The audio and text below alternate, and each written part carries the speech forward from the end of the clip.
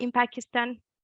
And ITC will be sharing more information on how women-led businesses seeking finance can connect with financiers using our SheTrades Invest tool. I see many people are connected. Please do let us know your name, your company, your organization, which city in Pakistan are you joining us from. You have a chat box to do so. Will be lovely to see where you're joining us from. Thank you very much. And will you introduce yourself through the chat box? I would like just to mention some housekeeping rules. While you introduce yourself, please, you can do it through the chat box. Do not unmute yourself. I'll kindly request you to keep your microphones muted during the whole presentation so the speakers don't get interrupted. And note at the end of the presentations, we're going to have a Q&A session. So please, if you have any questions, present them to the chat box. We're going to have colleagues from USAID and as well from SheTrades replying to questions related to both, and as well the opportunity to address this at the end of the session. If by any reason you miss connection, just feel free to log in again and mute your mic. As you can see, this session is being recorded and will be shared with you after this session. Let's kick off this e-coffee session with our welcome remarks from Ms. Ammar Ali, Head of Partnership at ITC SheTrades, and Mr. Farouk Mehab Khan, Chief of Party at USAID Investment Promotion Activity. I'll kindly request Anna to start and pass then over the floor to Mr. Farouk. Anna, the floor is all yours. Thank you. Thank you, Liz. Can you hear me well? Loud and clear. Wonderful, ladies and gentlemen, colleagues and friends. Good afternoon. It's a big pleasure to be here with all of you today to speak about a topic that it's very close to our hearts, to the SheTrades hearts, inclusive and fair access to trade and finance for women entrepreneurs can and must be supported by government and by private sector. I applaud today the government of Pakistan, but also I thank the partnership with USAID IPA for their commitment to creating a women-inclusive business ecosystem through tailoring their financial products and services according to your needs, women entrepreneurs. So our missions are really, really aligned. As the joint agency of the United Nations and of the World Trade Organization, we at ITC, at International Trade Center, what do? We are dedicated to supporting the internationalization of small businesses and medium-sized enterprises. And we are particularly aware of the crucial role that women play in their national economies and global supply chains. And of course, now that we are, going through the post-COVID recovery efforts and so many different crises as we are seeing. So we recognize that to achieve this fair, sustainable economy, the role of women entrepreneurs cannot be understated. And this is why we have established our flagship initiative, SheTrades, many years ago. We used to be a small initiative of the United Nations, and now we are present in more than 30 countries with a community of more than 100,000 women-led businesses and partners. And our goal is to champion women's equal access to domestic and international markets. And this is why we are running this training today. Because together with USAID, what we are trying to do is to contribute to closing this gender finance gap.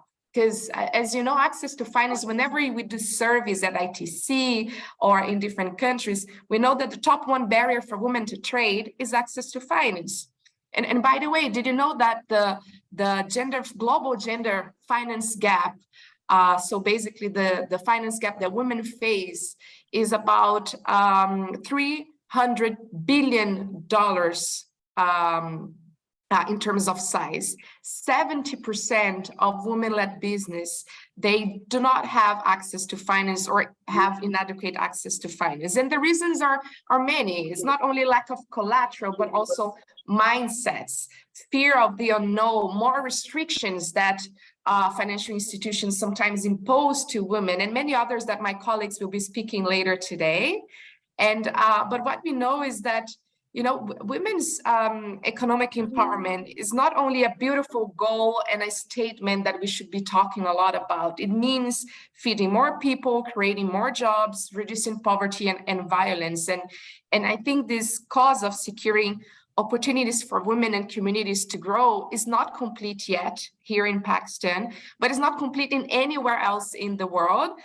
But we do hope that today together we once again remind ourselves that, you know, Pakistani women can do whatever they set their mind to, and be it, you know, stay at home, to be a mother, to take care of their families, or to become a successful woman entrepreneur that want to export abroad, or a doctor or a musician, be it whatever. And on behalf of the ITC, especially of our SheTrades initiative, I would like to say that we confirm our continuous support to Pakistani women entrepreneurs and men wishing to reach new economic opportunities and also wishing to support their communities. I really invite you to join our initiative, to talk to your peers today, get, you know, as much information as you can, ask questions. We'll try to answer all of your questions, then email us about important business and financial opportunities like this one today. With that, I warmly welcome you to this insightful training. I send my thank you to each one of you that made yourself available, you know, today to learn, to grow, and why not in the long term to empower your employees and your communities. So a big, big welcome. Thank you so much. And now I'll hear from my colleague, Mr. Farah from USA. Thank you so much, everyone, and welcome.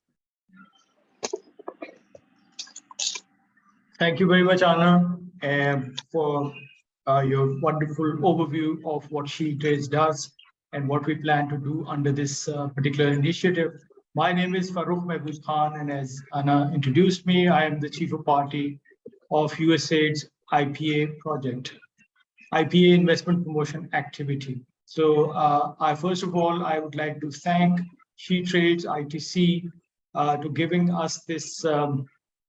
for giving us this opportunity to talk to these wonderful Pakistani women entrepreneurs with whom we have been in touch and we've been working with in our various initiatives under IPA and other projects.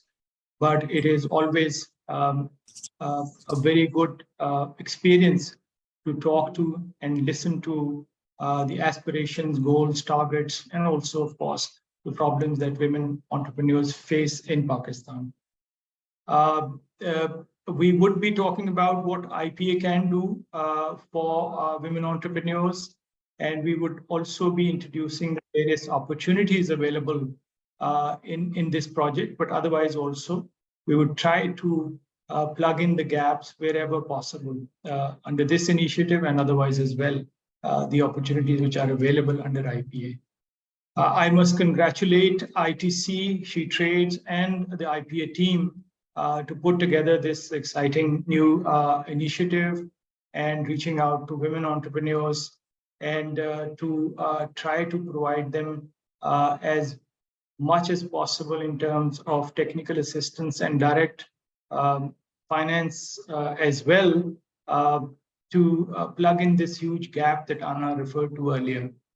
70% of women not being able to access formal sources of finance is a huge gap. But at the same time, this big challenge offers us an opportunity for creating an environment in which all the misgivings that Anna talked about can be mitigated, and access to finance can also be provided under various initiatives that we have in plan under this project and otherwise as well. So with this, I will hand it over back to the organizers, Liz particularly, to take the process forward. Thank you very much. Looking forward to interacting with all of you today. Thank you so much, Mr. Farooq, for these welcoming remarks, and as well to Anna for bringing us to kick off with this very exciting session.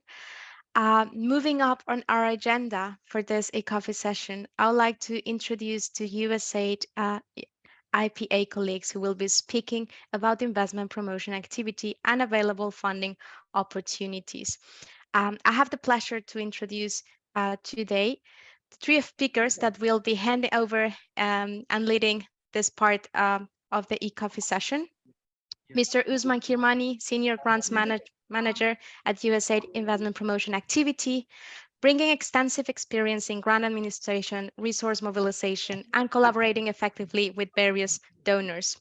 We will also be hearing from Mr. Ammar, Deputy Chief of Party at USAID Investment Promotion Activity, a seasoned finance professional with 25 years of experience in financial development consulting and corporate sector in Pakistan, the UK, GCC region.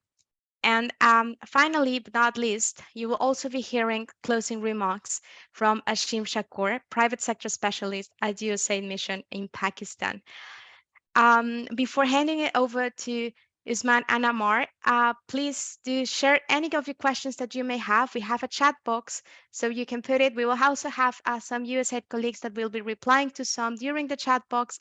And as well, at the end of the session, we're going to be providing a 15-minute time for any questions you may have. So we are very excited to hearing about financing opportunities that are available and bringing that by the USAID. I'll pass this over to my colleague Usman. Thank you very much.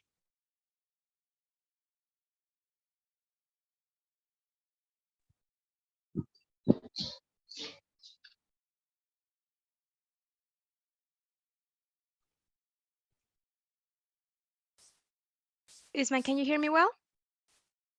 Yes, I'm sorry, I was on mute. So before we proceed on the IPA fund, I would ask Ammar Qureshi to share about the investment promotion activity and also on the few slides. So maybe we can just begin with this slide deck right now, and then I can ask Ammar accordingly. Okay, thank you so much, Usman.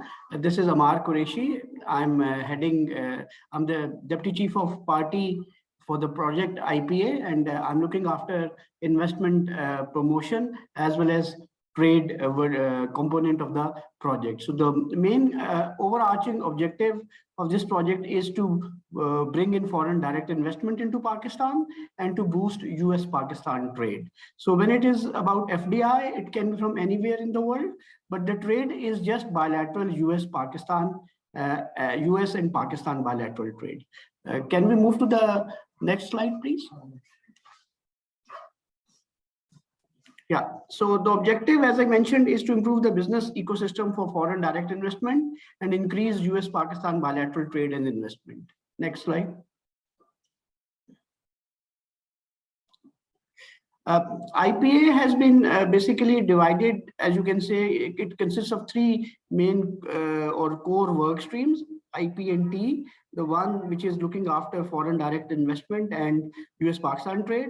The second component or the core work stream is IPA fund, which provides grants to raise FDI and increase US-Pakistan trade and investment. Usman Kirmani, my colleague, he is heading this component of the program. And the third component is business enabling environment, which is basically providing policy and regulatory support to government institutions, both at the federal level and at the provincial level. Next slide, please. Okay, so these are the targets of IPA project. IP is a 5-year activity which is funded by USAID, and it is being managed by Chemonix in Pakistan. The targets are 25 million in domestic investments in collaboration with 75 million FDI mobilized, increasing US-Pakistan trade by $40 million, and creating linkages between or boosting linkages between US and Pakistani firms. Next slide, please. Okay, these are the unique features that IPA offers. It offers a collaborative advantage for the private sector.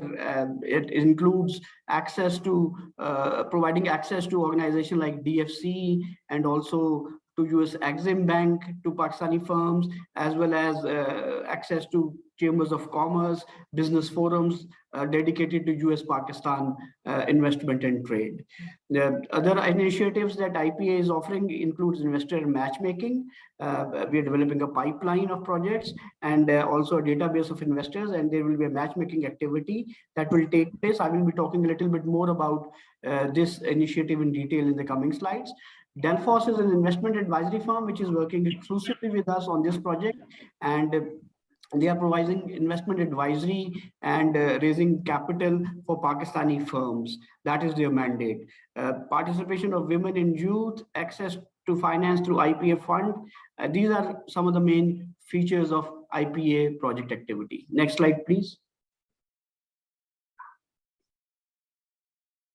Yeah, this is the activity that I just referred to in my introductory remarks. This is the USAID IPA Pakistan Investment Pipeline. We believe this is something which can be of great interest to Pakistani entrepreneurs who are present at this forum, the women-led businesses whom we really encourage to apply. So USAID IPA is building up a pipeline of investable projects. These projects will consist of only private sector companies, and these projects will be seeking foreign direct investment. What they will be seeking is investment. This particular initiative is not about grants. We want to make that clear. That is the other component that my colleague Usman will talk about. I will talk about the investment pipeline, which is targeting private sector companies and is looking for companies which are seeking foreign direct investment. Next slide, please. Okay, now USAID IPA is developing a pipeline of investment-ready projects from the following priority sectors to facilitate the matchmaking with the right set of investors. So the 4 priority sectors of USAID IPA are ICT, agriculture, technology and processing, manufacturing, hospitality and tourism. However, I would like to add that we are not restricted to these 4 sectors, and we are open to investable projects which can become part of our pipeline, and they can belong to any other sector. So frankly speaking, we are sector agnostic, but these are the priority sectors. Next slide, please. Now, who can apply? It has to be a Pakistani, legally registered Pakistani firm, private firm, which is looking to raise foreign direct investment. I want to emphasize that we are looking for companies which are seeking foreign direct investment. This initiative is not about grants. This is about companies seeking foreign direct investment and not local investment. And what would be the purpose for investment? For business growth and expansion. And these companies, the company which is applying, they should have an investment opportunity which is ready to be showcased internationally to investors to attract investment into Pakistan. Next slide, please. Now, what is IPA offering? What are the key offerings of IPA? What are the advantages that companies will enjoy by becoming part of this investment pipeline that IPA is building up and connecting them with investors? So first, it will be facilitating in transaction advisory and matchmaking. Delphos, as I mentioned, is a US-based advisory firm, which has especially been assigned by IPA to undertake this assignment. Secondly, IPA will be providing local technical consultants to make projects investment ready, and those consultants will also identify investors. Thirdly, and very important activity is facilitation of one-on-one meetings with investors while providing investment transaction advisory service. The collaborative advantage, as I mentioned initially, previously also, that IP offers is basically access to organizations like DFC, like US Exim Bank, and US Chambers of Commerce, basically. So the showcasing your investment potential on an international stage, international platform, and by participating in investment promotion roadshows. So this one of the key features of this pipeline program, that investment pipeline program that IP is developing, is that there are about 30 companies which will be selected after application and evaluation, and those companies will be inducted for the separate pipeline, which will be targeted towards international roadshows that IPA is planning to organize later this year and early next year. So the destinations for those roadshows will be US and the Gulf. The final dates and the dates are going to be finalized pretty soon, but we have already initiated the initiative, and applications are being asked for. I will be talking more about the application criteria and the procedure in the coming slides, and we encourage all the women-led businesses to have a look at it, and they are encouraged to apply for this investment pipeline. This is a great opportunity for women-led businesses in Pakistan to showcase their potential and to showcase their businesses to international investors globally, either through participation in roadshows or otherwise also through investor matchmaking initiative that IPA is offering. We are offering technical trainings also to build the capacity and deliver impact oriented pitches to investors. So that capacity building is also going to be part of this program that IPA is offering. Next slide, please.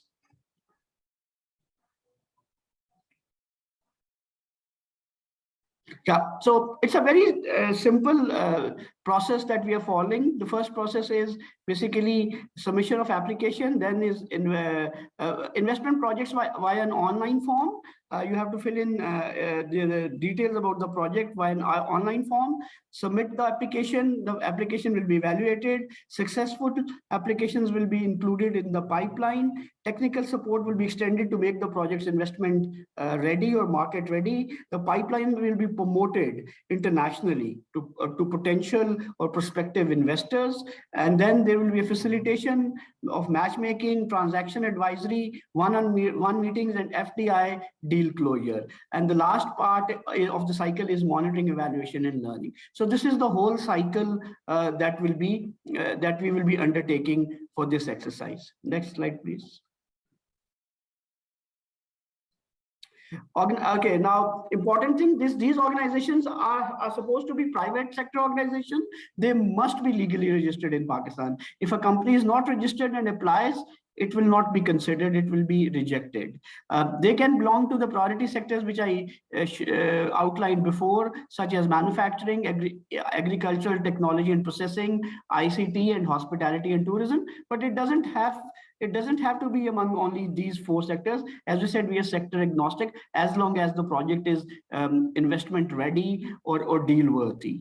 The project that will be applying for the pipeline should be ideally cash positive, or otherwise they should have a clear growth trajectory in terms of sales and customer acquisition. The project should be bankable and ready for serious commercial conversations with international investors. So 2 points I want to re-emphasize. Number 1, this is not a grant. Number 2, only private sector companies can apply. Number 3, only those companies which are seeking foreign direct investment, not local investment, but foreign direct investment, those are the companies which will be considered to become part of the pipeline. The company should have a clear investor proposition so that it facilitates matchmaking with investors. As I've just emphasized, that we encourage women and young people to apply, and we want their company to become part of this pipeline, which can be showcased to international investors. Next slide, please. Organizations which fail to provide documentary evidence for the registration, they will not be considered. Unregistered businesses, those will not be considered. Even those which are in process of registration will not be considered. An entity that has been found to have misused US funds in the past, that will be rejected. And any organization that refuses to sign any or all of the required certifications and assurances or documents, again, that organization will also be declared ineligible. Next slide, please.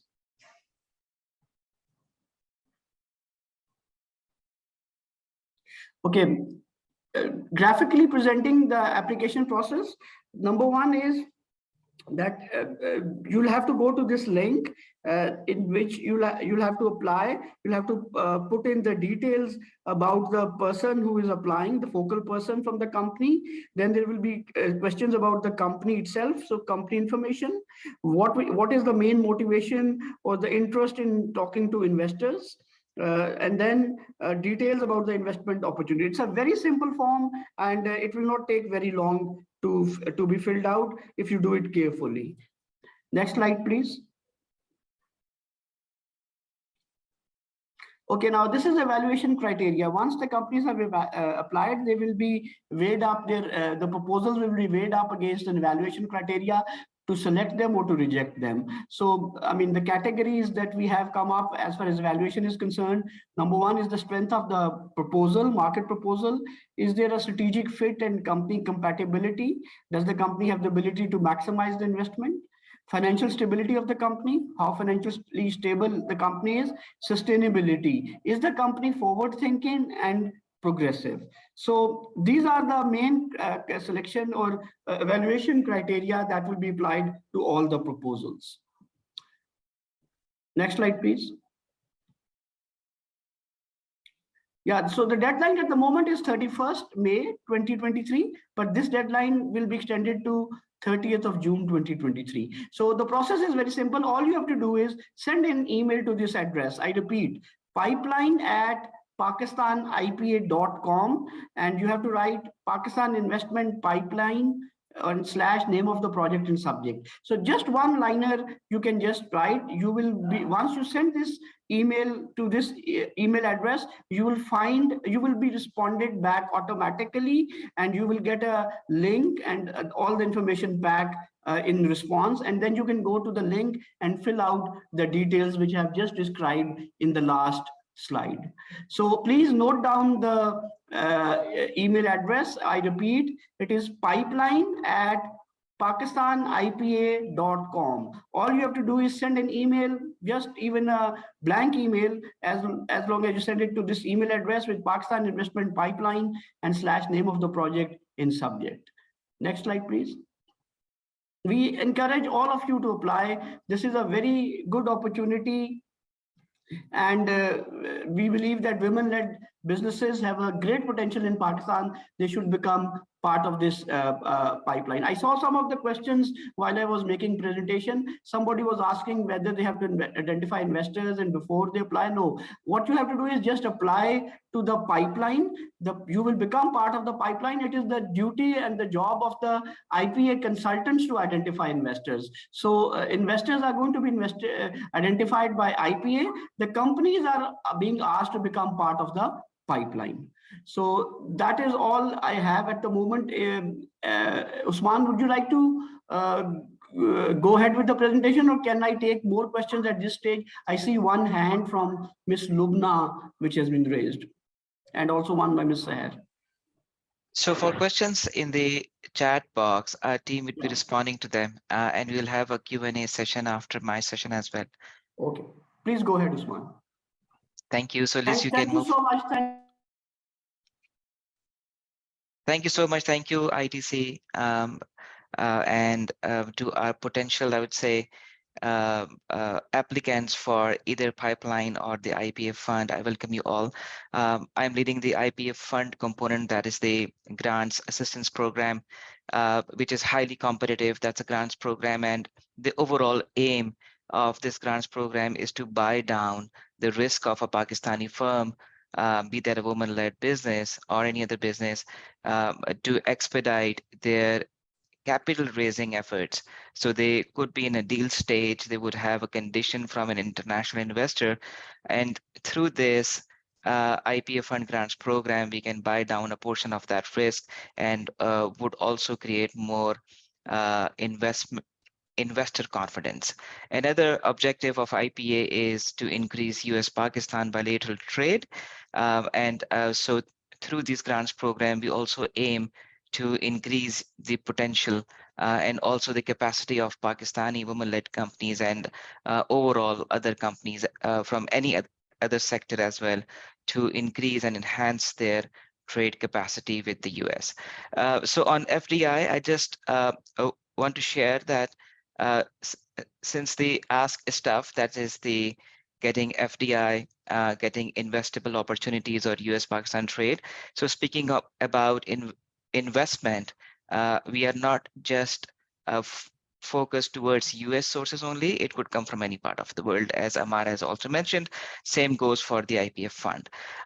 And since the ask stuff, we are pretty much sector agnostic as well in terms of the grant application. So if you are not from those 4 wide sectors that Ammar had shared, and even still you think you've got the prospects of either getting an investable opportunity close to through the grant support or increase US-Pakistan bilateral trade, so you're good to apply. Next. Can you change the slide? Yeah, so these are the core impacts. So speaking about the impact of IPA fund, and also previous slide, please, on the impact.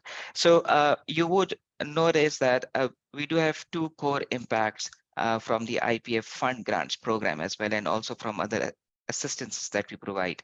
We want to mobilize private sector investment, that is the local investment that could leverage chances for FDI. So as Ammar had mentioned, we had set ourselves a target of 25 million worth of private sector investment, that is local investment, to enhance or leverage the overall FDI amount of 75 million, and also to increase US-Pakistan bilateral trade. We also do have some ancillary or incidental impacts that would come out from the IPA fund grants program.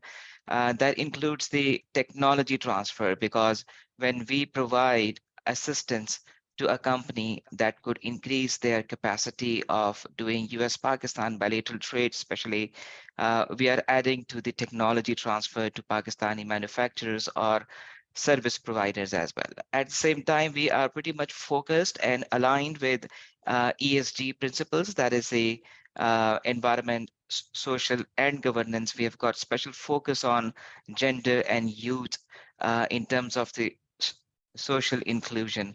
So I would like to share, and that is more relevant to the women-led businesses and youth-led businesses as well, that we have set ourselves a target of reaching out to 30% of our assistance, either through the grants or from any other assistance that we provide, to the women-led and youth-led businesses.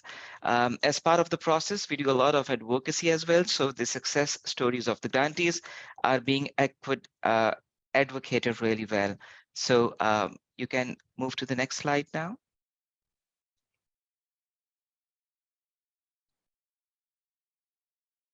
So this is the overall structure of IPA fund. So of the overall size of the project that we have under USAID IPA, we have set aside 3.3 million worth of kitty focused towards the grants program. It's a 5-year program overall, as Ammar had already mentioned. We are currently in year 2 of this 5-year long project. So we are doing 2 solicitations, at least 2 solicitations, I would say, per year. These are the call for applications. So as Ammar had mentioned, we have got these 4 priority sectors that include ICT, which is a very wide sector in itself.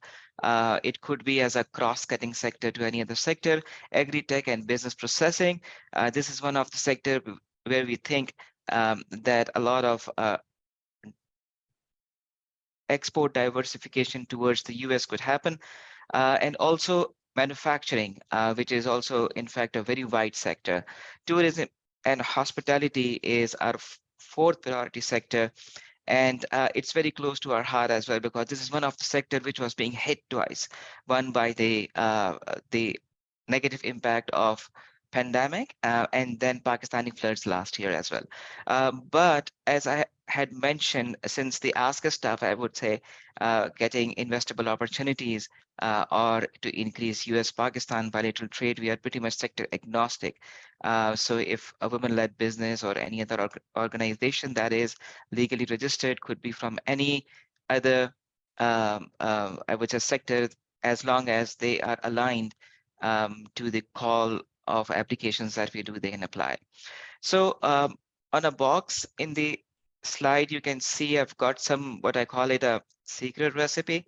So based on our experience doing grants program, both my personal experience and on the organizational experience as well. So what we have found that at times we see that applicants would be too sold with the idea that they would fail to align their grant applications with the objective of the donor agency or the fund management agency that is awarding grants. So it's highly important in order to get succeeded into the grants program. You need to know what are the key indicators or the basic objective of that pass-through entity or the donor agency. So speaking about the IPA fund, we do have these 3 overarching key indicators that both myself and Ammar had mentioned. So we aim to increase the US-Pakistan bilateral trade by 40 million. So that could be on both sides, either export to US or opening up Pakistani market for the US-based merchandise or services. We want to mobilize 25 million worth of PSI, that is private sector investment, local investments that could leverage into an additional 75 million worth of foreign direct investment. So grant applications needs to align themselves towards these targets and others in the evaluation criteria that we have disclosed publicly in the RFA documents for the life grants. Also, as part of the investor-investee matchmaking or a US Pakistan buyer and seller matchmaking, the interactions are important. So we also want to strengthen those interactions through one-on-one meeting. Next slide, please. So these are 4 current grant funding streams that we have under IPA fund. The 2 with the yellow stars are open for grant applications right now. The 2 in the middle are not open for grant applications, but in the interest of audience, I'll be sharing information briefly on each of the funding stream that we have. So the tech transfer grant, speaking about it, is the technology transfer grant. It has got a comparatively lower ticket size of 2 million PKR, that is close to I would say 10,000 or even below US dollars. So the aim through the technology transfer or tech transfer grants is to enable promising Pakistani companies who have got some trade potential, not an existing US-based client maybe, but they have got a potential, and it's the impediment that is the meeting the international standards or US-based standards that's hampering their growth towards the US-Pakistan trade. So through this tech transfer grant, you can apply for any certification that you may, that would actually give you an opportunity to trade with the US. It has got more of a development angle. So that's why even if you have got some confirmed potential, you can apply. It has also other features as well. That, for instance, if a woman-led company or any potential grant applicant for tech transfer is already working and doing trade on Amazon or any other US-based e-commerce platform, and they want to scale up their trade because there could be some specialized skills that they may require. There could be a need for capacity building. For instance, if you're working with US client and you need to have some capacity building to enhance the product to meet the certificate, to meet the standards of your buyer, so you can always apply for this grant. It is open. So I'll be sharing more details about the tech transfer grant as well. So it is currently open for the applications. The other funding stream that we have is known as FDI grants. It has got an average ticket size of up to 25 million PKR, that is close to 100,000 US dollar. Through FDI grants, we aim to buy down risk of a Pakistani firm who want to meet the condition of a potential investor, be that an angel investor or a Series A or pre-Series A round investor, but it needs to be a foreign investor. And in order to meet that condition, we actually buy down part of that risk, and more funding could come from their personal equity or through the third-party equity as well, in order to close the investment cycle that they're in. So the company needs to be in some sort of deal stage. This is more for an advanced growth stage companies. And we really encourage women-led businesses to apply for FDI grants. Currently, we do not have this opportunity open, but we are looking forward to have a second round in later quarter of this year, probably in July or August.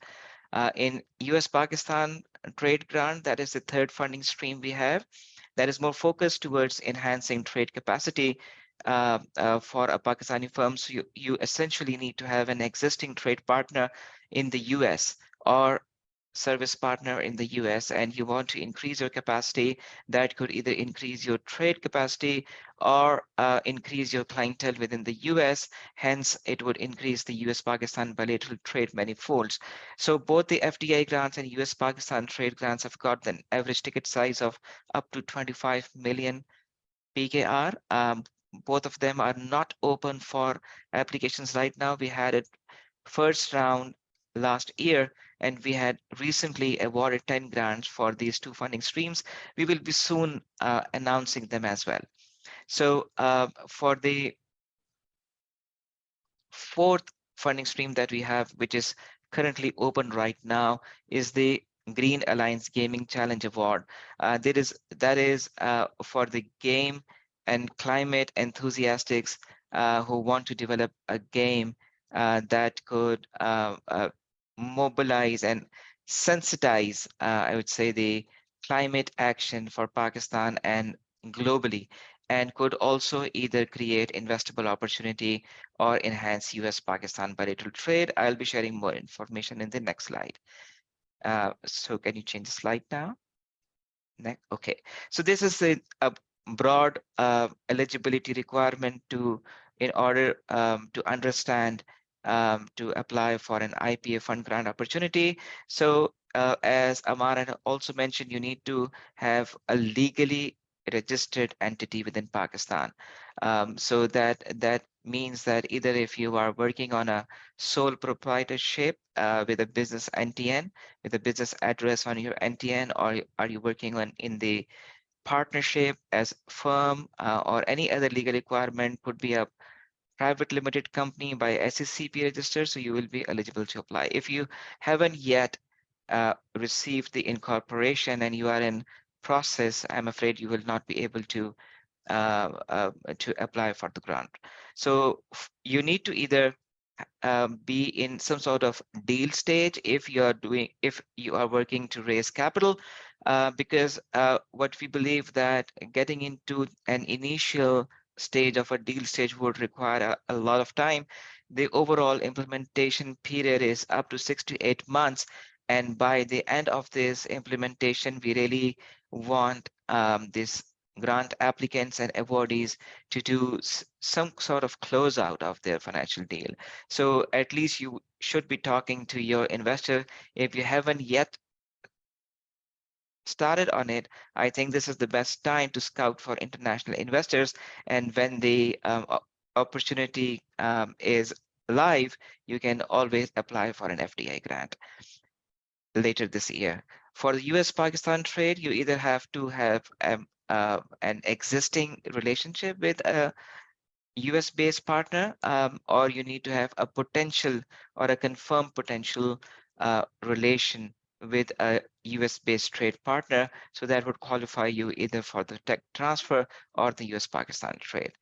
So the overall implementation ranges from 6 to 8 months. For tech transfers, the maximum time duration is up to 6 months, because we think getting the certification or upscaling on Amazon or getting the potential materialized through such kind of overcoming the impediments of growth to the US market would happen within 6 months.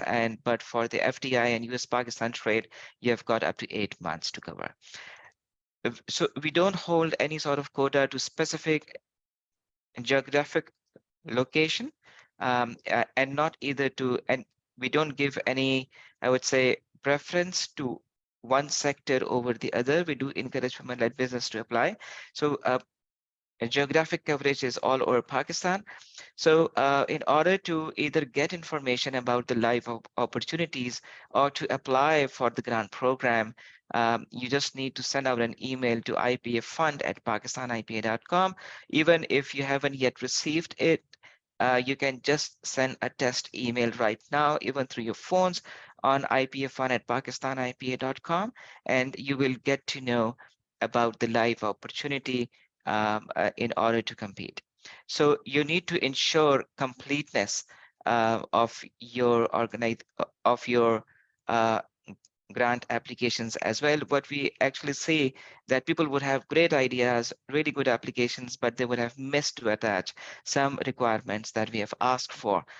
So be very careful when you apply for a grant. And the submission deadline for the tech transfer grant is June 15th. And for the Gaming Challenge Award, it's May 31st. Next.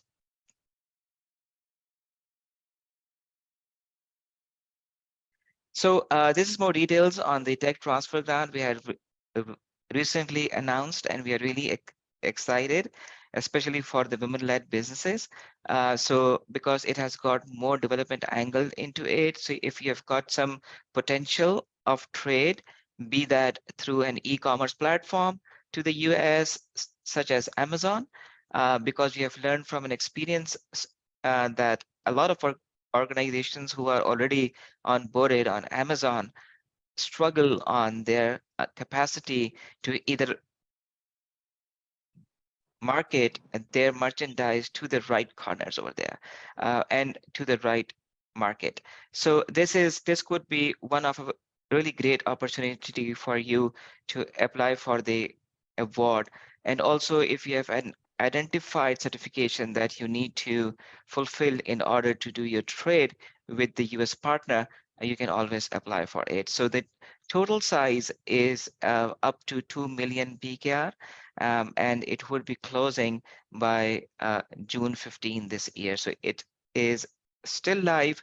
I encourage you all to get the APS document downloaded from the email address, and you will get to know about more details. So I'll skip this one for now because we have got a bigger slide on the process of the grant cycle. So we can go to the next slide. So this is the new Gaming Challenge Award. We call it Green Alliance Gaming Challenge Award. Why it's known as Green Alliance? Because the energy and overall developmental goals, climate action requirements for Pakistan, it resonates with the US government and other development partners. And we had actually notice that in Pakistan, gaming is one of a subsector of ICT that is doing an amazing job. So in Pakistan, we have got more than 300 game development studios, 30,000 game developers who are working, who are actively developing games for the US-based clients or even international clientele as well. And we were amazed to see that they had raised and I would say business of 200 million US dollar alone in 2022. So this is one of the sector which could hold a lot of influence as well in within youth and the women-led businesses as well. So through this opportunity, we want to motivate the behavioral change towards the climate.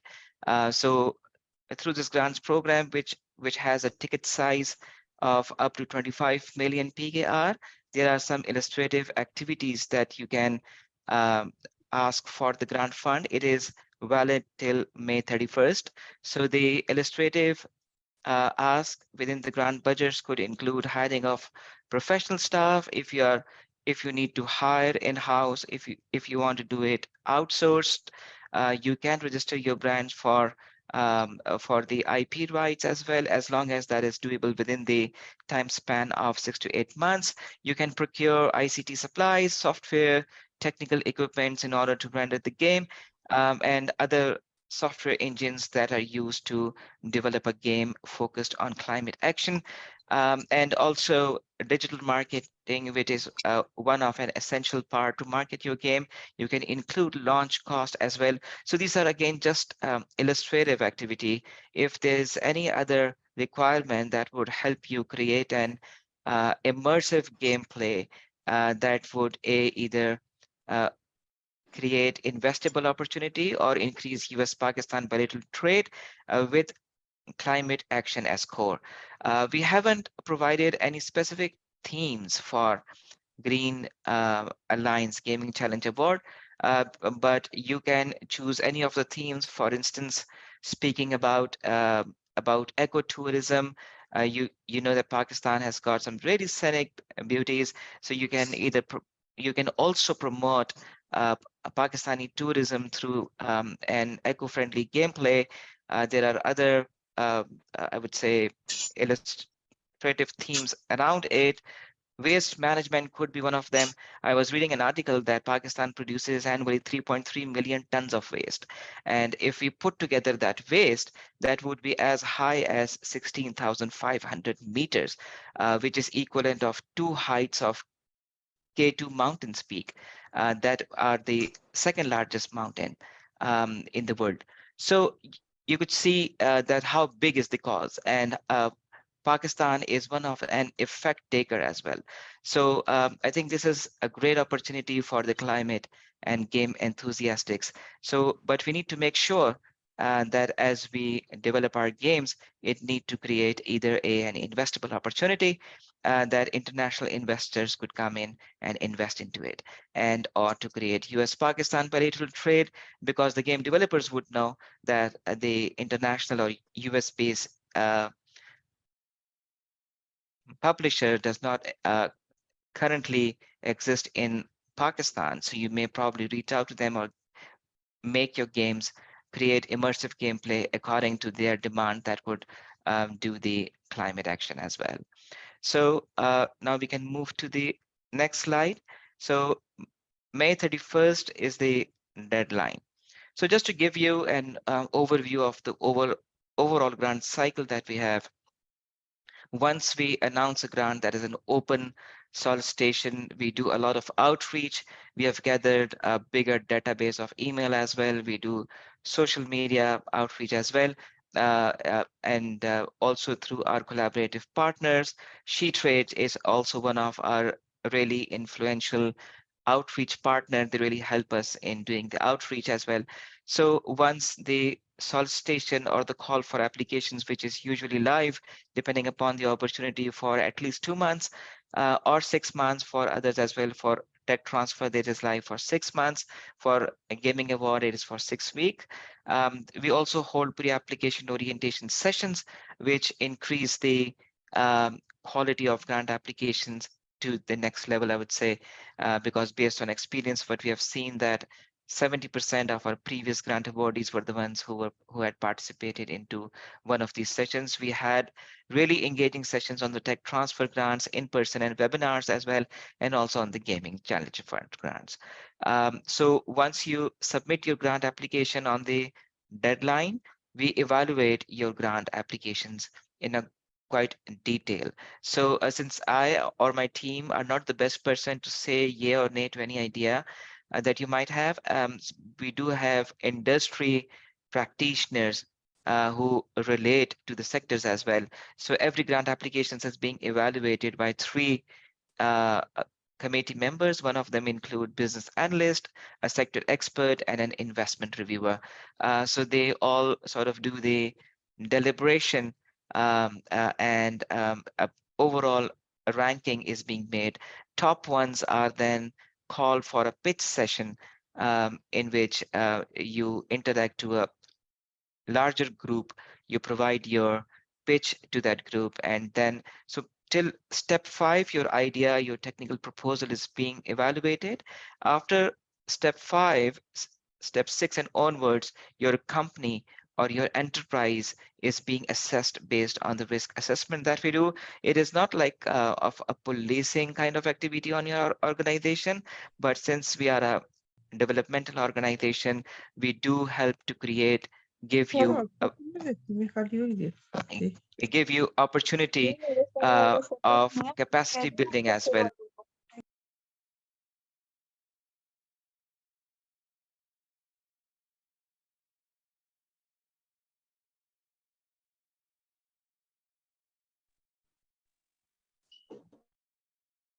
So hope I'm audible, right? So so you do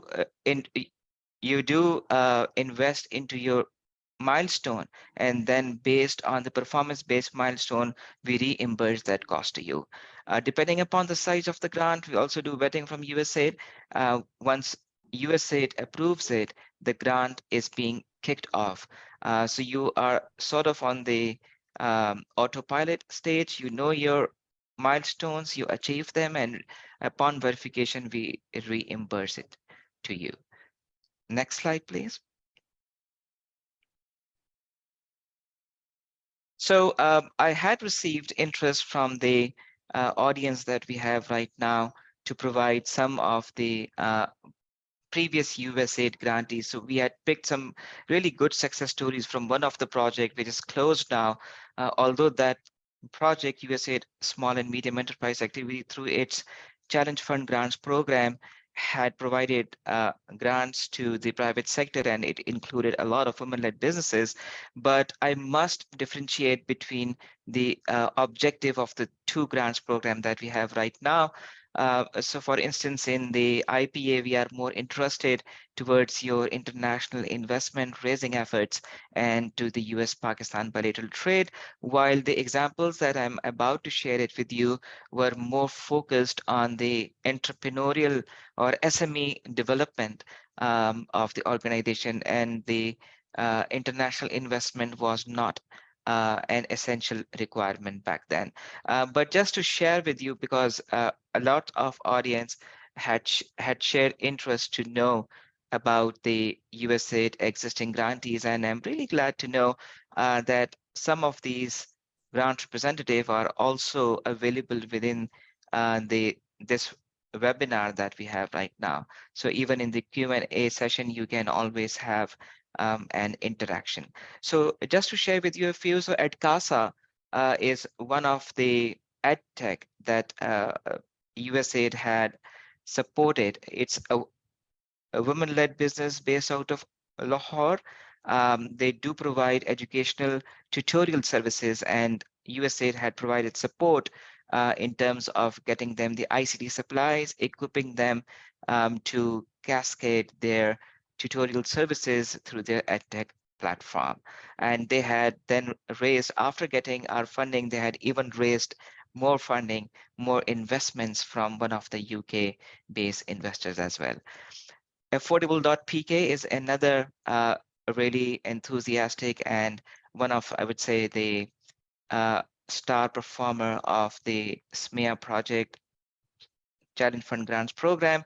It's an e-commerce platform that's an online marketplace based on the drop shipping. That is the really new way of e-commerce. It had a boom even in the pandemic as well. So USAID SMEA at that moment had provided them within capacity to develop their tech stack. Next.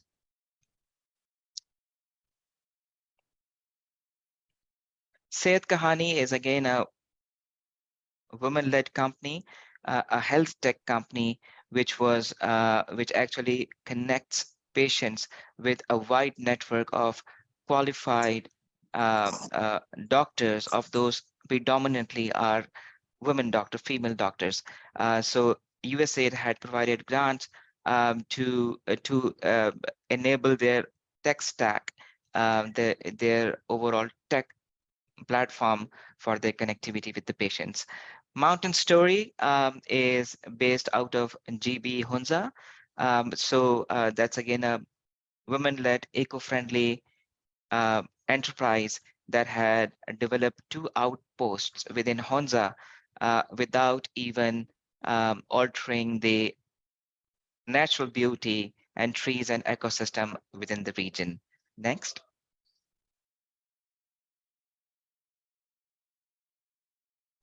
Colors Pakistan represents textile. So Colors Pakistan is a cut, make, and trim organization. They do develop wearables, fashion wearables for big brands in Pakistan. They were actually being provided with machines in order to increase their capacity. Connect here is again a women-led company that is being led by a passionate young women on the sign language accessibility. So through the power of ICT or IT, they had empowered the technological limitation for the inclusion of their audience. So can we move to the next slide? Wellness Food is an import substitution based out of Karachi, and they do the food processing for the dry pet feed.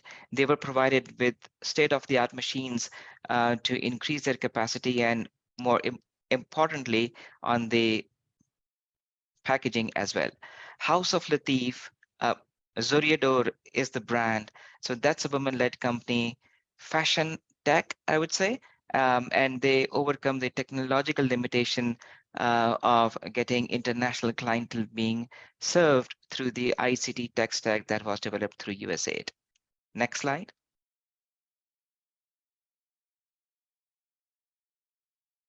CoNatural, as a lot of audience members would know them already, that is a very renowned brand of Pakistani manufacturer for natural, organic, and skincare products. So USAID had provided them with the grant to improve their capacity to manufacture at a quality that actually meet the international standards as well. Closet is a Karachi-based youth and women-led business.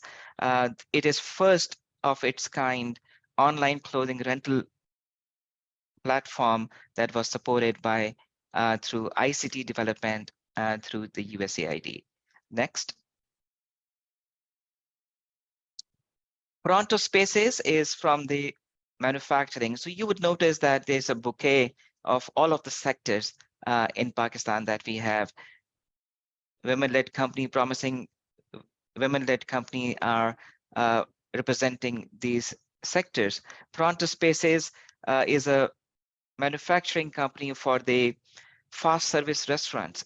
They provide furnitures and they do even have client as big as McDonald's in Pakistan. It is also one of an import substitution product. Kukri Lahore, it was also a women-led company and also one of the company that supports women based out of home to introduce their cloud kitchen concept as well through this training program that is very much visible and reflective of the photo that you might have seen. So these are a few success stories that are being picked from previous USAID project. And just to set expectations right, I would like to reiterate it again, and that the focus for that project was to increase the entrepreneurial or SME growth capacity or to encourage innovation for the SME growth. So it was more of an SME-led project, but the IPA and IPA fund and its opportunity are more focused towards raising international capital and to increase US-Pakistan bilateral trade. I think that is pretty much of it on the IPA fund. We are open for question and answer session. Thank you so Over to you, much. Liz. Thank you so much, Usman and Ammar, for an amazing presentation. I think the chat can stop popping with all these questions. If I can do a small, quick recap, there are two very interesting proposals that are available for entrepreneurs and targeting as well women-led businesses. Investment pipeline program for those of you who are private sector looking for direct investment. Have in mind that you have until 20th June to apply to be part of this pipeline. There's also grants that are open right now. Gaming challenge closing on the May 31st for those of you very interested, climate passionate and gaming as well. Do not forget to apply on this one, and tech transfer June 15. So just bringing in this recap before opening up for Q&A session. For the sake of time and the amount of people that we have in this session, I'll pass you the floor and I'll request you to be very brief with your question to allow the most amount of people to ask these questions. I have seen Rukshanda that has her hands up. Rukshanda, please unmute yourself and pose your question. Hello. I Hello, can I'm hear you. Rafshanda. I'm Yes. Rafshanda. Thank you very much for giving me this opportunity. I have one question. I have been part of these sessions earlier as well. I'm a women entrepreneur and my business is not an operational business, it's an idea stage business. And whenever I join these sessions, I get to know that usually if you guys support businesses that are already established and that are already generating some sort of revenue or some sort of linkages with foreign investors. What about people like me who have ideas, who have been part of different incubation centers, but they don't have resources? Do you have any opportunities for us as well? I want to ask SheTrades specifically and IPA programs as well. Moreover, you tell us that we should have some sort of established business to get access to investors and to get access to these grants. Like, what about people, like most of women entrepreneur are like me in Pakistan? They do have an ideas, they do have abilities, they have received trainings, but they don't have resources, and they need resources to actually materialize their idea. So this is my question and concern at the same time. So I want your panel to answer this question. So maybe I can start with the answering your question. Thank you so much, Rakshanda, for your really important question, I would say. As you had also noticed that I had shared examples from previous USAID project, which was more on that front. You said it right, that we are not now more focused towards raising international capital. Having said that, within the pipeline development that we are doing as part of Ammar's work within IPA, we do have this provision for the companies like of yourself who at least should have a MVP stage that we call it, or some product market fit, a bit progressed from an ideation stage, because they would have more appetite to attract early stage investors. So you can perhaps, if when you reach to that stage, you can apply for this pipeline. It's a 5-year long project. And I'm sure that your ambitions by that time would make you eligible to apply for the pipeline. Next. And Regina, if I may compliment, the second part of this webinar as well is what SheTrades offers in part of technical assistance as well as connections with capital providers. So stay for the other session to hear more about this. I'll pass the floor now to Halima Nawab. Halima, can you hear us?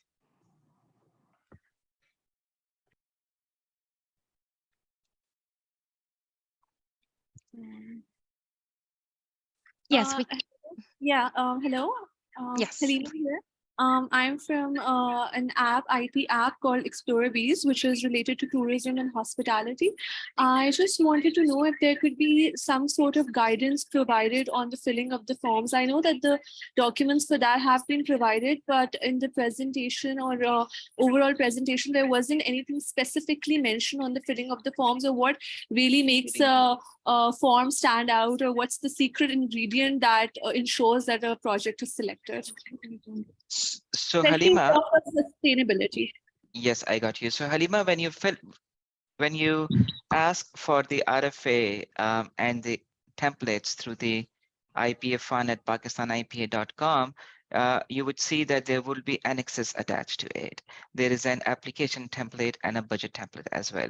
More importantly, on the application template, that is usually Annex A for these 2 live grant opportunities which are open, you would notice up front the 2 pages include a lot of guidance on how to fill up each of the questions, and these are itemized to the question level as well. Even at the time of application, if you think you're not clear on a specific question, just please do write to us on IPA fund at pakistanipa.com, and we'll get back to you on your query. We do hold orientation sessions. Unfortunately, you couldn't participate in one of those sessions. So, but I'm sure that if you read the RFA and APS guidance document, and more importantly, the annexes and their instructions, I'm really hopeful that you will be able to complete it very well. Sorry, can I just continue with one more question, if it's okay?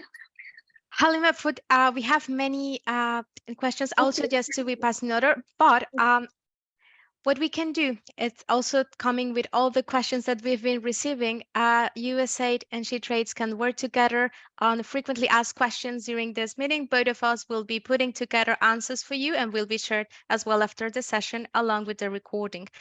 For the sake of time, I'll just allow 2 more questions and then we move off with the next section to stay on schedule. I'll pass the floor to Shayan Malik, please.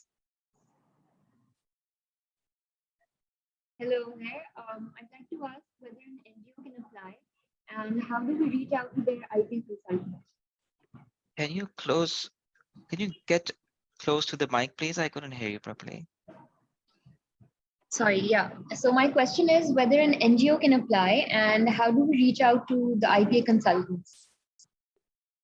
So we don't carry, I would say, a board of IPA consultants. So there's no hand holding at all. So that's why we do provide a lot of guidance as part of the annexes that we do provide you as part of the overall solicitation. In terms of your questions on the NGO, we do not restrict their ability to apply, but you should also appreciate this fact that although this is a developmental work, but we are looking more on the commercial angle. So the potential recipient of a grant or assistance needs to improve their either US-Pakistan trade or get the investments for their company and not as an indirect attributor for others.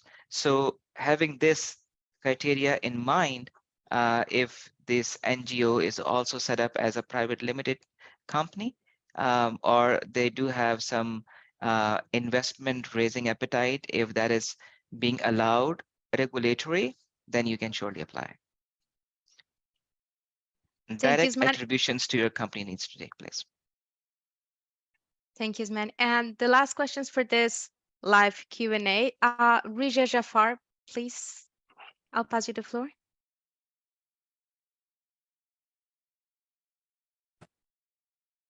Can you hear me? Yes, we can. Actually, I was about to ask the same question, the one asked before me. I want to ask about social entrepreneurship. If you are are working with an NGO and running a business with them by engaging the community that is marginalized and the women that are marginalized. We have about 6 to 7 workers from that community, and we engaged in actually it's our cooking business, and we usually give trainings to the women that are not skilled, and we engage them and we provide market to them. And in that way, we somehow making them unable to get on their own. So is there any opportunity to get fund for if we could arrange a physical setup for those women, and we can, because I am a nutritionist and a dietitian, so I will provide a right meal plan to the market, and I can market my needs guidelines as well through that platform. So if I could get an opportunity, a grant to enlarge this idea. I hear you. Yes, sure. I hear you very well. So, so since we do have this very clear distinction that we need to support commercially viable and investable projects and investable companies, that through our assistance, the expected results coming out of it should be a direct traction to their organizations. We do receive such interest from enterprise support organizations who are more on the profit-making side. They are partly there to some extent also linked with the startups like of accelerators or incubation centers as well. So as long as you do some sort of enterprise support, but you also need to have direct attribution. So your company should also grow not just on the social sides, but also on the commercial sides. So even after this, if you have got more questions, you can write on the chat box. And if you have got more questions on the IPA fund or pipeline, you have got the email addresses. You can always send your questions through. Thank you. Over to you, Thank you. Liz. Thank you very much, Usman. And thank you everyone for all your very valuable questions. I can see a lot of hands up. So as mentioned, if you don't have yet your answer, please do pass it through the chat box. As mentioned, ITC SheTrades will work collaboratively with the USAID to put together a most frequently asked questions and some answers to try to address most, if not all, of the questions you'll have. I can see there's a lot of appetite, a lot of questions. Give us some time to put together this document and it will be shared with you along with the recording of this session. So I thank USAID colleagues for the presentations. And now moving forward, I would like to take the floor to talk about SheTrades and what do we offer on our end. So this section will be led by myself. So let me reintroduce myself for those of you that might join a little bit late. My name is Lisbeth Becerra from ITC SheTrades, and I'm the SheTrades Invest coordinator. I'm going to be sharing a little bit more to start with on the agenda. I will start my presentation by explaining a little bit about what is ITC SheTrades, the websites, tool that we offer, what is SheTrades Invest, which is a program that particularly targets access to finance for women entrepreneurs, and a tool that we have to facilitate connections between women and financiers that are registered on our platform. I'm going to be showing you how does it work, how can you register, and we will also have a Q&A session at the end. Feel free to also share it through the chat box. I have my colleague Valentina as well supporting in the chat box as well for some of the questions you might post there.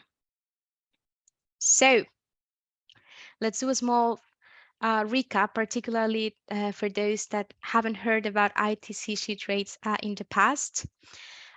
ITC stands for International Trade Center, and we are a joint agency of the World Trade Organization and the United Nations, and we have as mandate to support SMEs growth and internationalize. SheTrades was established by the ITC to address particular barriers for women to access economic opportunities, one of them being access to knowledge, skills, market, and as well access to finance. In a nutshell, we work around across the business ecosystem, supporting policymakers and inclusive policy reforms, working with business support organizations as well to improve services for women. We work with financiers as well to create financial products that speak to women's financial needs, creating spaces so they can share with women what it's offered for them and bringing financiers closer to women. And at the center of all our intervention, we provide women entrepreneurs with access to key knowledge, resource, and networks that we have been putting together for over the past year to the benefit of women entrepreneurs around the world. The initiative is supported by an online platform, www.shetrades.com, that serves as our digital one-stop shop for women entrepreneurs that are looking to scale their businesses, expand their international networks, take their skill and knowledge to the next level. I've heard some of you are just starting a business, so you might benefit from some of the content that it's available that will guide you and handhold you on how you can start from entrepreneurial idea to putting together a business. Women entrepreneurs that are registered in the platform, which is free of charge, has access to increased networks and connections with over 4,000 women entrepreneurs and partners that we have registered from all over the world. They also get access to an extensive collection of resources, tools, and functionalities that are free for all members, and as well including the financial functionality, the matchmaking with financiers that I was telling you about. I will emphasize in the next slides. And something very useful as well is what I was mentioning, the tools that we have and access to e-learning resources. Related to e-learning resources, and I want to emphasize this as we received some questions on registration and as well right now through the chat box on how to create businesses, how to promote business internationally, finding new markets. And let me tell you, having a good business idea, if you have already identified a need in the market and you have identified a solution, this is a good start to start building a good profitable business. And this is going to be the basis of being finance ready. So on our website, you have access to our learning space called SheTrades Academy, which is a unique space for women entrepreneurs in which, based on a self-assessment tool, the system will suggest you courses to address the identified gaps that came out from the results of the survey. So let me explain you a little bit how this works.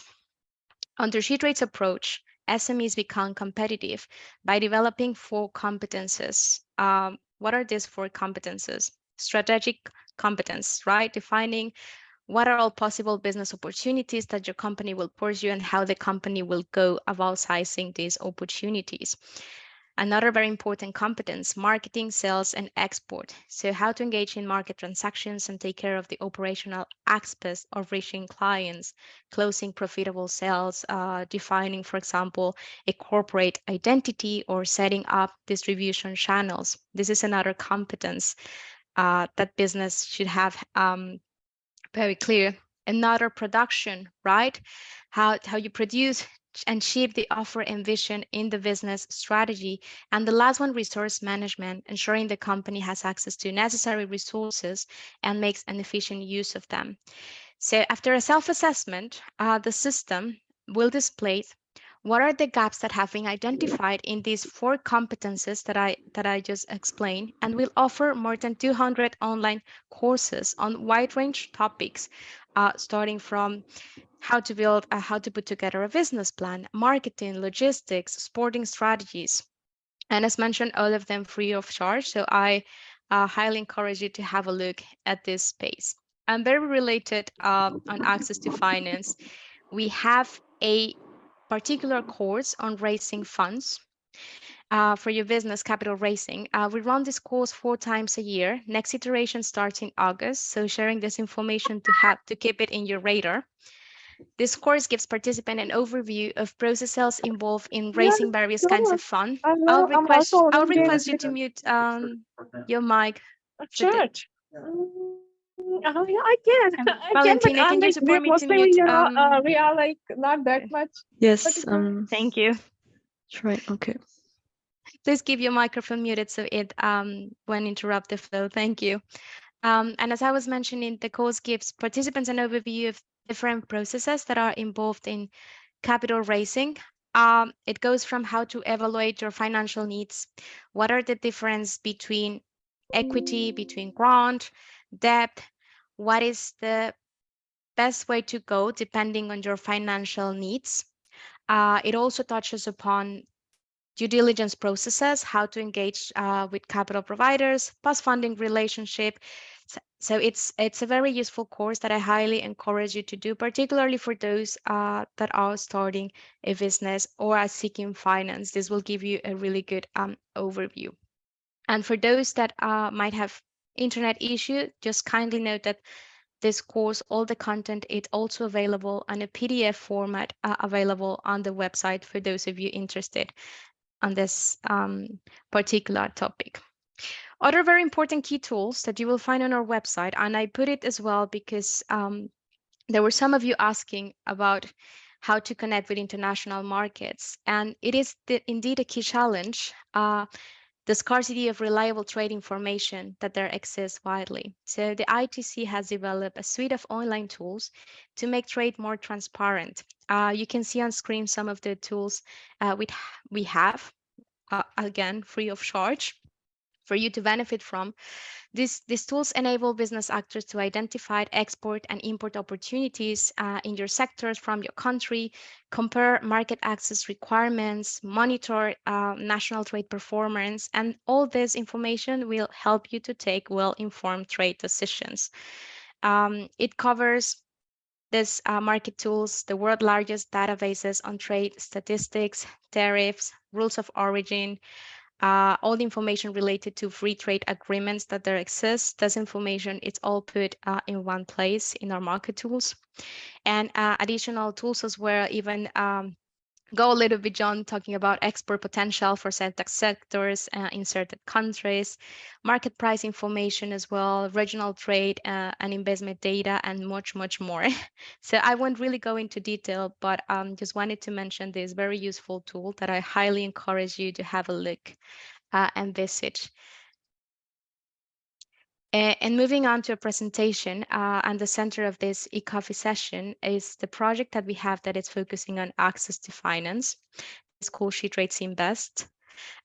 We launched this particular project in 2019 because we just couldn't be blind towards a top barrier for women entrepreneurs to start, manage, and grow a business, which is access to finance. And we know as a United Nations agency, how important it is the role of women entrepreneurs, not only in international trade, but in development as a whole.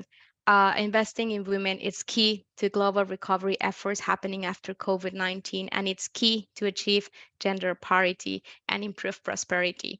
So there is a lot to do because women entrepreneurs face an estimated $300 billion US capital gap. And there's data saying that there's inadequate or no access to financial services. So what are we trying to do in order to do this, despite there's a huge amount of data saying that women are high, the benefits of investing in women, such as lower portfolio risk, higher repairs, the women-led businesses also are portraying in data higher growth.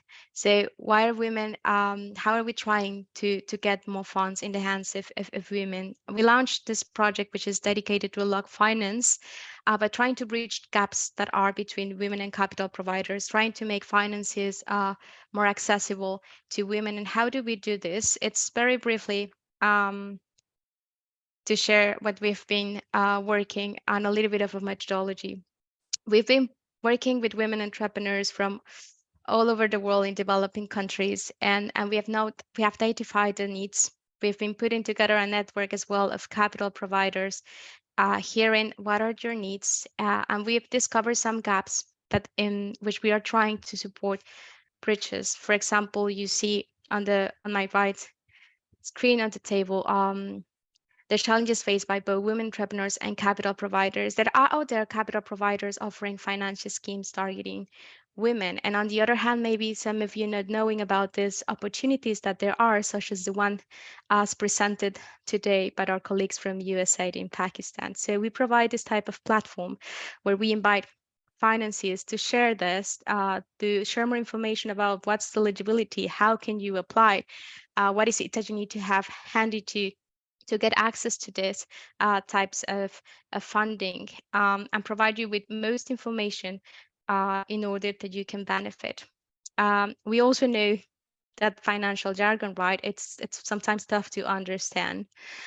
So we have as well putting together courses, training on really going down to what is equity, what is debt, so it can make more accessible the type of information to the use in the financial scheme.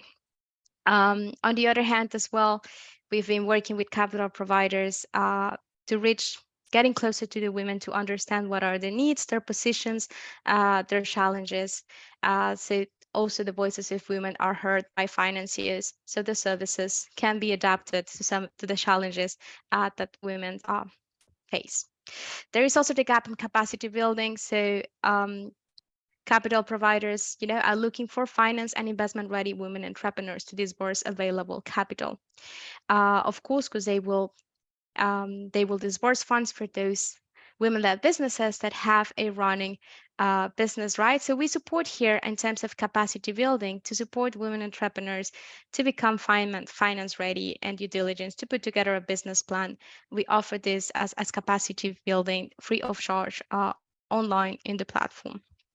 And we also partner sometimes with capital providers offering mentoring sessions, guiding of women how they can reach a level in which they can unlock the funds that are being offered by them. And all this information, it's available as, for those that are registered.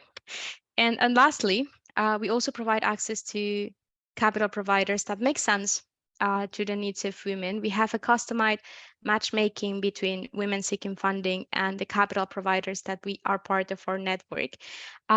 We used to do this a little bit manually from databases, from women entrepreneurs sharing their financing needs and their financial profiles, and doing these matches with the capital providers that will make sense. And we're looking particularly for a pipeline of particular women-led businesses with certain characteristics. We just launched an online platform that allows for these connections to happen in a more easier way, giving women entrepreneurs higher chances to be matched and seen by the financiers that we work with. And who are the financiers that we work with? We have built a network of over 60 gender smart capital providers that are interested in investing on in learning to women and that have approaches to be connected with some of you. So these are international banks, corporations, development financial institutions, impact investors, microfinanciers. It's a network of capital providers that have particular assets with a specific gender focus. You can see some of their logos on screen. And how do we connect women-led businesses? How can your profile be matched to them? And we also have been collaborated with USAID in the sense that they have been verifying a lot of company profile of women-led businesses. And if there's a thing that the application or the eligibility criteria is not leading to something that USAID IPA it's offering, you will also have the chance registering through the platform of trying to see if there's another financier that might having a criteria that might focus on the particular financial needs of your business. So it's worth a chance to have a look and see if there's any within the network to expand and increase your chances of getting access to funds. So we just launched this tool with the aim to keep advancing and bridging the gap between women seeking funding and capital and these capital providers that we have on our side, being in the middle, allowing for these connections to happen. And this tool is particularly allows women entrepreneurs to get informed about what is out there.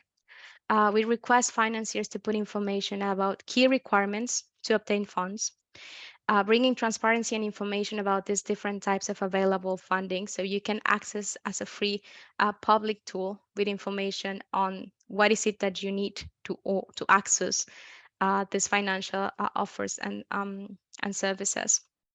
The platform will also allow you to be matched if there's a capital provider offering products matching with your financial needs. So the tool will flag in case there is a match based on the profile that you submitted online.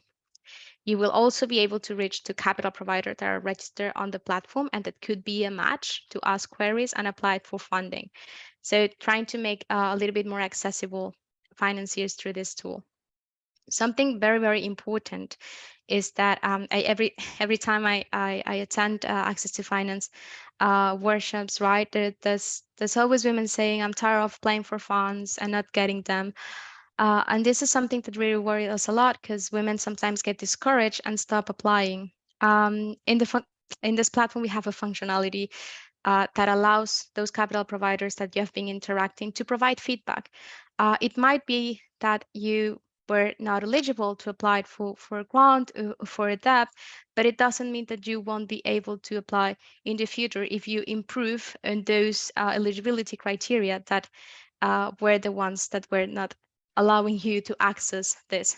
So most of the times it doesn't mean a no, it means a no yet. So there's work that can be done within your business practices to get to a point where you will be able and eligible to apply for all these financing opportunities. This is related to the feedback functionality that we have, that it's a plus in the platform and available as well for you to get feedback. Through this platform as well, very important, I've been sharing a little bit of information of the capacity building that we have related to not only raising funds but competitiveness. So if you register, then you also make sure that you will be receiving emails whenever we have capacity building that might be focusing in Pakistan or in the topics, in the sectors that you are looking at. And we also have a repository of stories of successful women that have unlocked finance for the business, and it's really to serve as an inspiration. If another women have managed to do it, believe me, you can do it as well. And they share as well their journey process with us, so that it can motivate and it can save us energy to keep moving the process of not being discouraged, but keep applying and keep improving your businesses. So some points that are very important for me to mention. The platform that I share with you, it's available on shetrades.com. You need to be registered to access this information, and as mentioned, is free of charge. The information you provide is strictly confidential, follows due diligence process by UN staff and our SheTrades team in the headquarters. For those women that have gone through a due diligence process with USAID IPA, you will be waived from an additional due diligence, as USAID will confirm to us that this process have been done under end. So very important as well to note, USAID IPA has a profile on this tool and will be flagging with us those that have already passed through due diligence with them. It is important as well to flag, now talking about connections with financiers. ITC as a UN agency provide this platform, this information free of charge to bridge the gap between women and financiers. It's not a mandate of ITC SheTrades to advise on the merits or risk of investing or lending on taking a vote or taking a loan, for example, of a financial instrument. So we advise very important capital providers and women entrepreneurs that any financial decision must consult and rely upon your own professional advisors. We provide the resources, we provide the capacity building, and we highly request you to, every time that you talk to your financiers, go ahead with it. You have done your own due diligence process. So, you know, whenever you take a financial decision, it's based on the information, and it's based on a really informed decision, knowing the pros and cons and the processes that are involved in any financial decision that you take. Another important point is that users can view how the profiles will be advertised and being public to our network. So when you register, there's an opportunity to see how your profile will be seen by financiers, and you will be able to edit every single time that you want. So all the information that you have on the platform is live. The tool is available in English, Spanish, and French, which are the three languages of ITC SheTrades. And having said this, I'm gonna pass by to share a little bit of the functionalities of this platform that I'll a little bit talk about this in the past few slides. So based on the information you share with us through the platform, as mentioned, there's a creation of a catalog that will be seen by financiers. You can edit and you can see how they will be able to see it. So you can always have the information correct and updated. So for example, if when you register, you were in the process of registering your business, but in 2 months' time you receive the registration, you will be able to update this information in the platform. So this key information is visible for financiers looking at profiles in our platform. The matchmaking happens through mainly 3 ways. The automated matches based on shared criteria, such as ticket sizes, for example, country, a social impact, environmental as well impact. There are some financiers that are interested in women-led businesses tackling particular environmental topics, right? So it'll be a match if your company does any environmental friendly business. Other type is the financial instruments. For example, if you're saying that you're looking for a grant in Pakistan, it'll be a match with USAID. They are offering grants. There's also a possibility of doing filters. So you can filter by financiers by ticket sizes, by where they are, by the financial instrument that they offer. So you can have a look at what is available in your country. And there's also the free text search functionality, which is basically a functionality that allows you to type investor, for example, and the tool will display the list of investors that there are in the platform. You can bookmark as well capital providers, so you have them handy whenever you access the platform and would like to go back to this information. There's also a functionality of messaging financiers, so you will be able to reach out to financiers in the system and request them to ask any information, any Q&A, and follow up the conversations. There have been some financiers requesting us not to receive messages directly, but interest. So you will see in the platform if they're not receiving messages, you will be able to click on interest, and this financier will receive a notification saying that there's a women-led business trying to reach out to them, so they can have a look at your profile and start the conversation.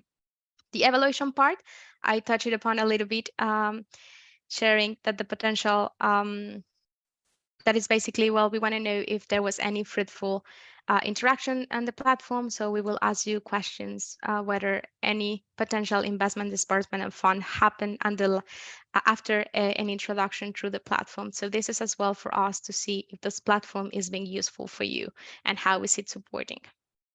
And we also have a score matrix. What I was mentioning about the feedback to women profile. If there's been exchanges between capital providers through the platform, we request capital providers to provide feedback on why there was an unsuccessful match. It's a very, very simple score matrix with evaluation criteria on your value proposition, social impact, market potential, financial modeling, and it serves to provide women with feedback on what should be improved so that in the future, this women entrepreneur can access those funds. I have prepared a live demo for the sake of time because we're running a little bit behind and would like to allow some time for Q&A. I'll just put a short video on how you can register on the platform. We have a lot of content on very detailed on how you can register, the process, even videos that will be shared with you over in the follow-up email that we'll be putting together and that will be shared with all registrants to this session. So I'm just going to put a small, very quick video to visually explain you how you can register on this platform.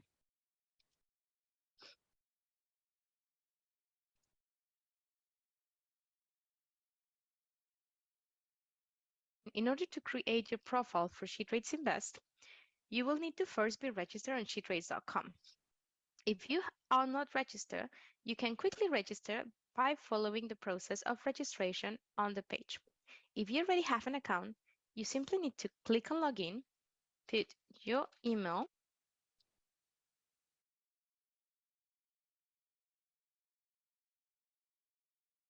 your password, sign into the platform, click on Finance tab, then it will take you to the page of SheTrades Invest, and click on Join this project. Once you click, this window will show. Apply to SheTrades Invest. By clicking on Authorize, you will be redirected to the SheTrades Invest page where you will need to select your type of registration. If you're a women-led business, you will need to click here. Before starting your registration, I highly recommend you to have your documents ready. You will be able to click here to download the list of all those documents that you will need to have handy, which are, if you're a women-led business, the logos of your company, a high-quality studio of your company's focal point, so a headshot of the person who will be filling the registration. You also will need to have handy brief description of your company, including mission and vision, contact details of your company's focal point, commercial information about the percentage of women ownership, number of employees, suppliers, expert information, your company product services, if you have certification, production capacity, your company's financial records as well, and detailing funding needed. If you also have handy, please do have ready. Also, please do have ready your company certificate of registration. If you have any sustainability report, please have it ready to upload it on the system. Company's audited financial records if available, your business plan, and your pitch deck. You will also be able to go over the conditions of use by clicking here. Once you are in agreement and you have collected all the documents needed to facilitate your registration, click on continue. And I'll just pause the video here because for the sake of time, it will be shared with you later, but it just visually explain to you how you can register very easily to benefit from what I've been sharing on the e-learning tools, market tools, and as well the invest and matchmaking functionality that we have now on the platform. I see very interesting questions that I'll be taking in a few minutes, such as the definition of women-led business. And before I conclude this session, I just wanted to share, for example, a success story from SheTrades Invest, just to share the type of profile and the type of support that is given. So on the screen, you see a woman entrepreneur, for example, from India. Pallavi, she started her textile company, if I remember correctly, 2016, approached a project as she was seeking to access funds to expand her infrastructure production and enhance marketing to reach international markets. She was provided with training on how to create pitch deck, taxation, financial projects, and there was a successful connection with a financiers who granted her business with part of the funds she was requesting. I also want to say that she worked very hard on improving the things, her business plan, her pitch deck, her presentation. She put together a very good at the end financial projection, which made a financier comfortable to lend her that amount of money. So very important, all the things that you need to have handy before reaching out to capital providers, and all this information, it's part of the capacity building as well that we do on raising funds. So with no further ado, I conclude this presentation with a call to register. It's www.shetrades.com. I'll be also sharing our email in case you have any questions. Feel free to reach out to us, and we'll still have 12 more minutes for Q&A, and I will start with some of the ones that I just quickly had a look at. Very good question. And what's the definition of women-led business? It's something that actually we were struggling to at some point, because there were very different definitions all over. So in 2020, we partnered with ISO to do an international workshop agreement where we put together over 350 partners in different workshops from all over the world, over 70 countries, discussing their different definitions of women entrepreneurs. It was called IWA, and we put together a definition that felt most comfortably with all countries. So it's a women-owned company with over 50% ownership, and a women-led businesses with 31% of management. So women-led business, over 25%, women-owned business, 50%. We can share more information of this international workshop agreement with IWA as well in the follow-up email for those of you that are interested. I will, as I see some hands open, so for the sake of time, I'll pass the floor to Lufna.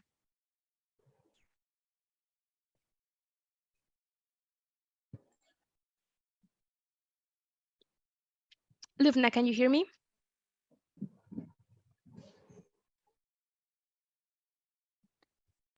Okay. Excuse me, can I ask the question? Lubna is not around. Marish, please go ahead. Okay, my name is Mehshmi Dassir, and I have a small initiative with the name of Plant and Craft, and I have the query in this regard that some of the time when we just apply for the grants like this, so the questions sometimes are very technical that we did not understand that. Like it is having some keywords we do not understand. As I think this question, such type of question is already asked from some of from the audience, as we are applying so many other grants and funds, but sometimes we got stuck there. So can you please tell me that what can be the how we can sort out that kind of problem when we stuck during that? I hear you, Marish, and I hear you in the voices of many entrepreneurs that reach out to us as well. One of the things as well that we've been following is the financial jargon sometimes that it's there when applying for finance. So we have created a course, particularly trying to clarify most of this, that is capital fund raising funds for your business, which is the online training that I was mentioning. Um, I will highly encourage you to either attend the online session and have a look at the PDF we have available, explaining some of this most common financial terms, and try to be really debriefed and putting into simple words so it can be understood. And Shmi, as well, and now that you ask, do feel free to reach out to us when there's a question on this type. We have a team as well supporting.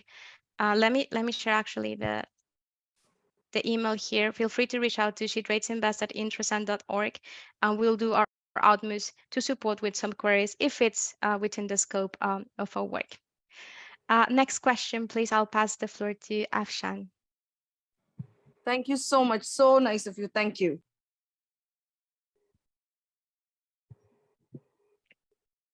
Afshan, can you hear me?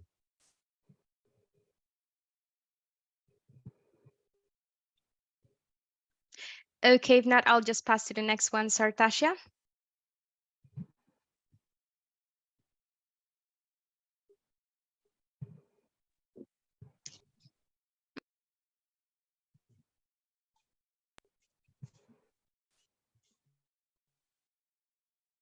Can you hear me?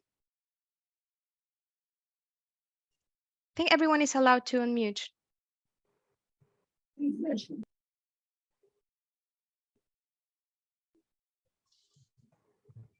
Afshan, what I suggest, if you can write your question in the chat box. Hello.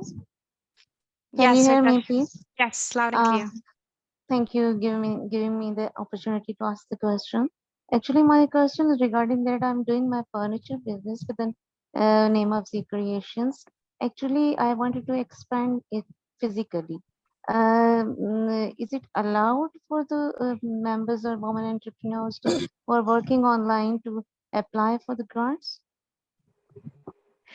I think this is a question for the grant of USAID. I will welcome USAID colleague to take this question, please. Yeah, sure. Online businesses can apply for the grant as well. So there's no such restrictions. Okay, thank you. Can you please provide me the website or the from where to apply?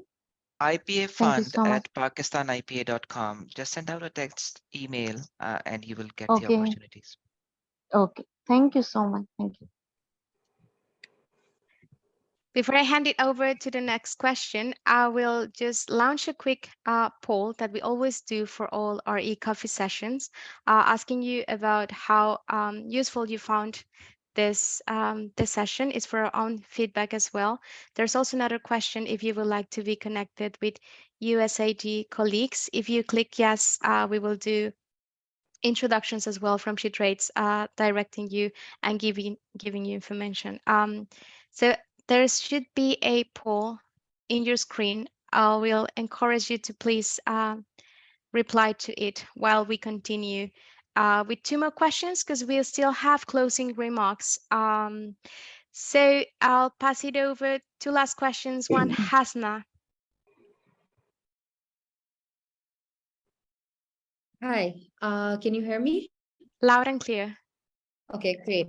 So I'll just do a quick introduction. My name is Hasna. I'm the director at Summit Foam. It's a manufacturing company. It's a women-led business. It's led by me and my sisters.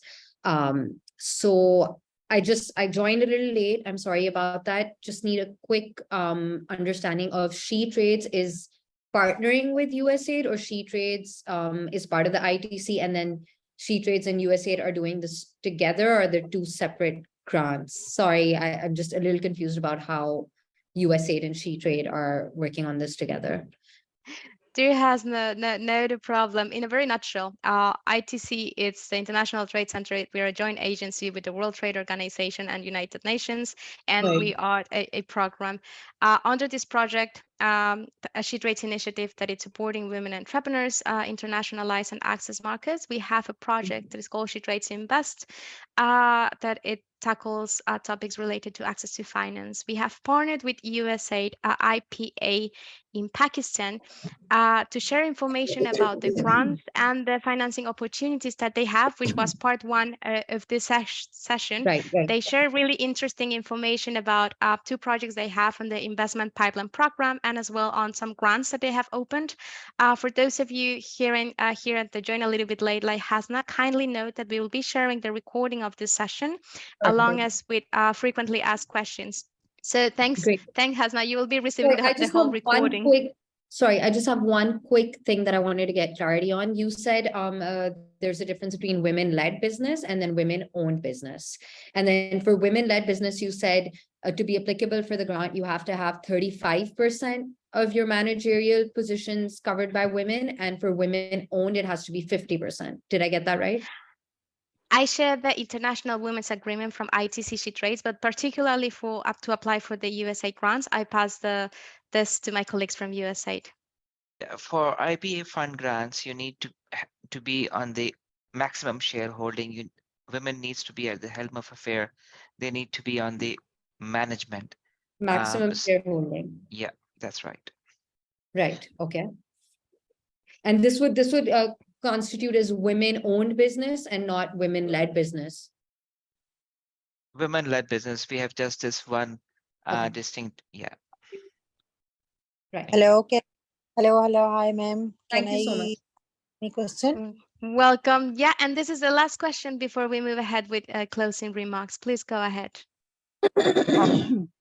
Faisal from CEO on Abia Salon and Training Center, Rawalpindi, Islamabad. I am running home-based salon to help those girls who needy or poor.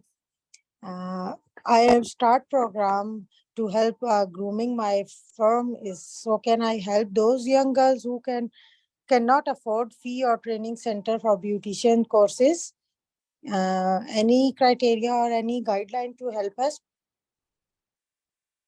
On the SheTrades part, we will need to understand what particularly are your needs, what is the amount of what is your ask to better guide you in the question. So on SheTrades end, I will highly encourage you to create a profile and share more information so we can provide you with an accurate response to see if there's any potential financiers that could tackle that. USAID colleague, would you like to comment on something for this final question? Yeah, sure. Since IPA is more focused towards raising international capital that we call FDI, could be from any part of the world or US-Pakistan bilateral trade. So if you have an investor who is eager to invest into your business, that could have a social or commercial angle, most importantly, and then you can apply for the grant. Thank you very much. I will be closing the slide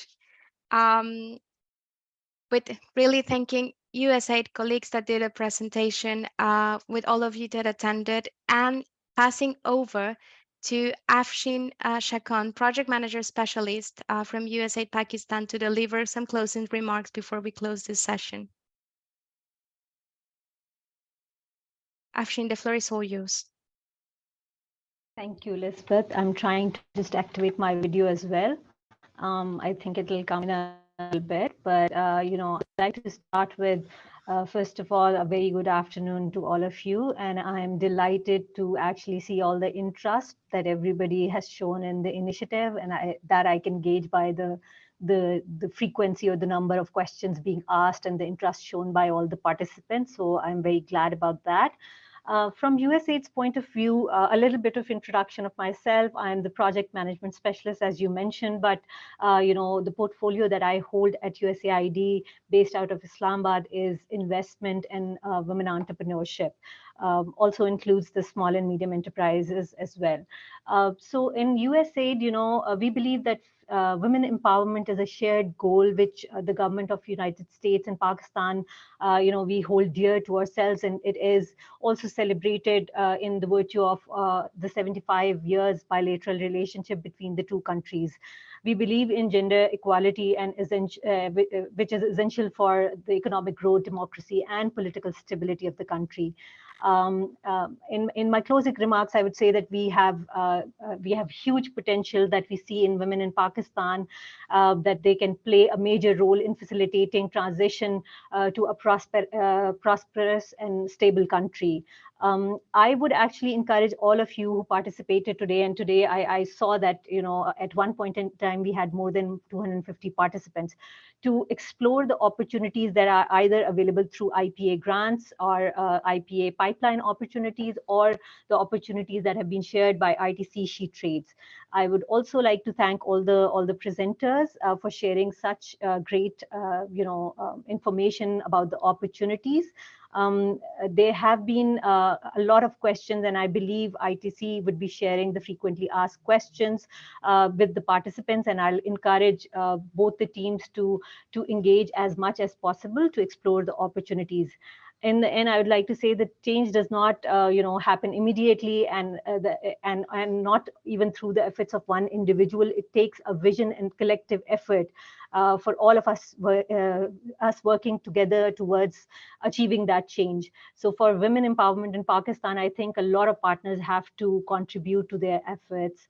So with that, thank you to all the participants and the presenters. Thank you very much, Afsheen, for your very kind words. And I would like to just second on what you were mentioning on really the importance of women for prosperity and everything, but also just as my very own closing remarks, women-led business. I know how hard it is to run a challenge. We hear all the challenges of the women entrepreneurs every single time, right? And it's very important to say that you're not alone. There are many women-led businesses going through the same challenges. So we are very keen on creating this type of networking, this type of networks where you can also be connected with some of the women entrepreneurs facing your own challenges and trying to figure it out for common solutions. We're also taking advantage of all the capacity building. All this just to say you're not alone in this journey that you're going to put a successful business. And there are many organizations such as USAID as well, putting out there opportunities for you to grow your business. So do take advantage of it if you are eligible at the moment. Do have a look at the eligibility, and in case you're not eligible at the moment, have a look at what is it that you need to improve in order to access this in the past. As mentioned, if your business is not eligible at the moment, it doesn't mean a no that you won't be eligible ever again, but it will mean that you have to improve some of your managerial, some of your competencies, some of your strategic part of the business plan, so you can be able to apply and benefit from this type of offerings in the future.